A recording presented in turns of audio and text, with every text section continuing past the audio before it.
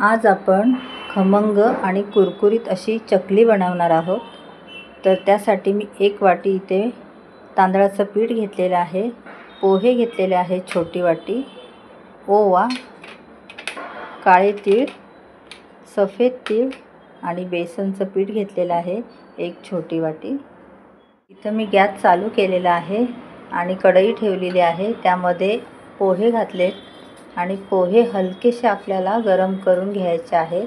तर नमस्कार मंडळी, मी वनिता, माझ्या चॅनलमध्ये तुम्हा सर्वांचे खूप खूप स्वागत आहे।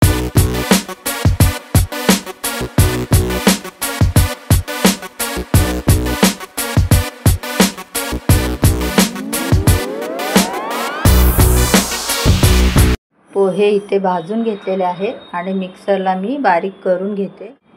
इथं मी पीठ चाळून घेते।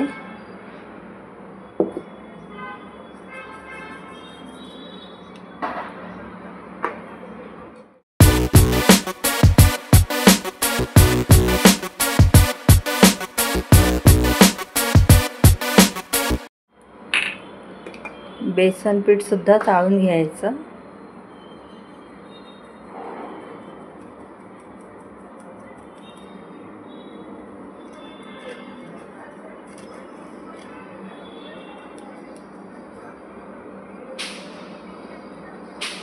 पण पोहे बारीक करून घेतलेले ते चाळून घेते।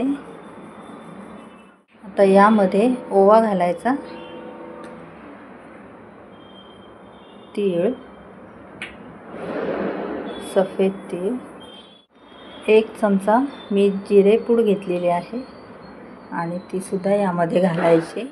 इथे लाल तिखट घेतलेला आहे, तर मी 1.5 चमचा लाल तिखट घातलं आणि इथे मिक्स करून घ्यायचं।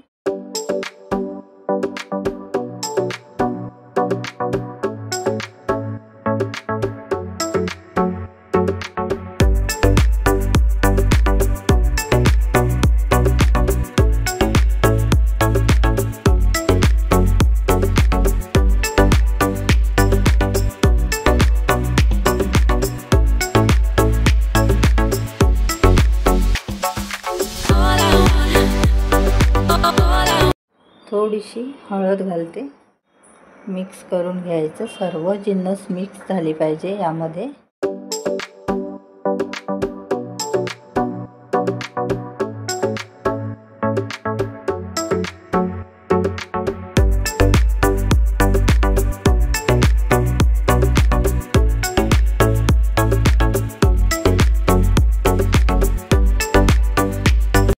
चवीपुरतं मी मीठ टाकते यामध्ये।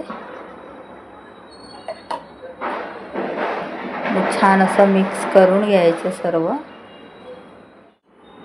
2 चम्मच मी तूप घेते, आपल्याला पिठामध्ये टाकायचं आहे।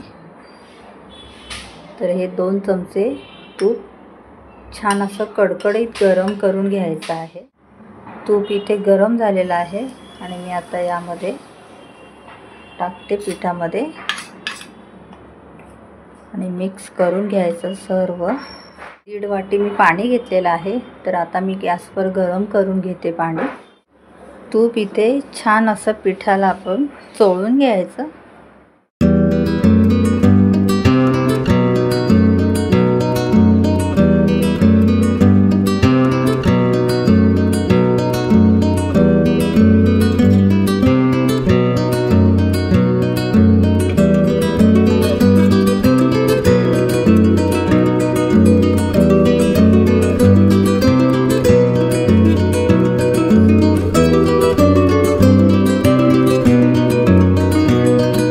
भाजणी करायला प्रत्येकाला टाईम नाही भेटत, तर त्यासाठी तांदळाच्या पिठाच्या चकल्या पटकन होतात।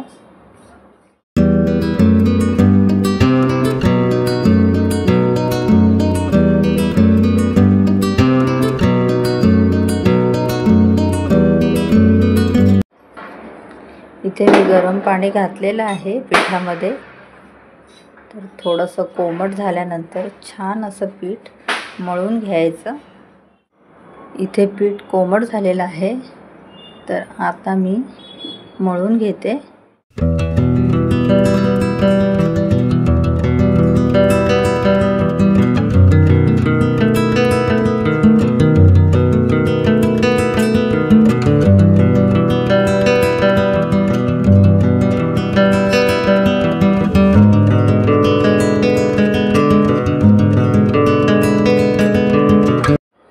पाणी लागेल. 1.5 वाटी मी पाणी ठेवलेलं.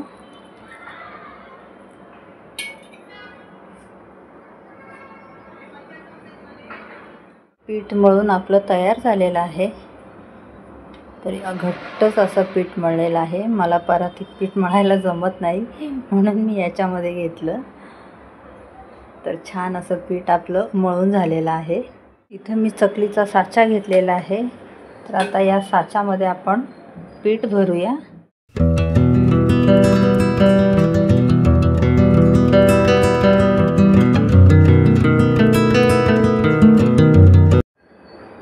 आणि पीठ लगेच आपण इथे हे झाकून ठेवायचं.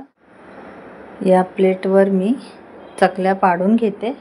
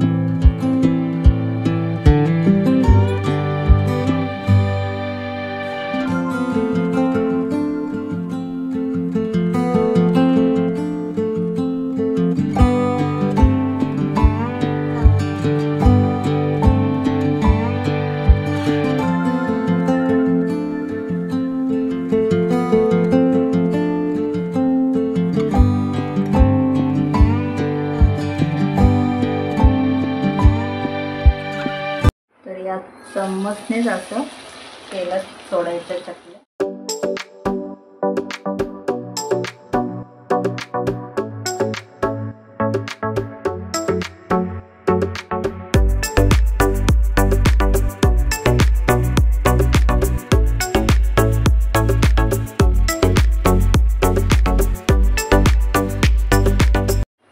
छान अशा दोन्ही साईडनी चकल्या आपण तळून घ्यायच्या.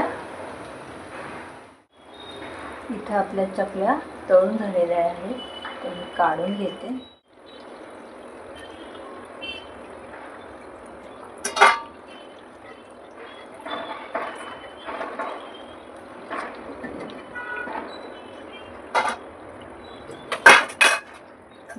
झाल्याने काढते.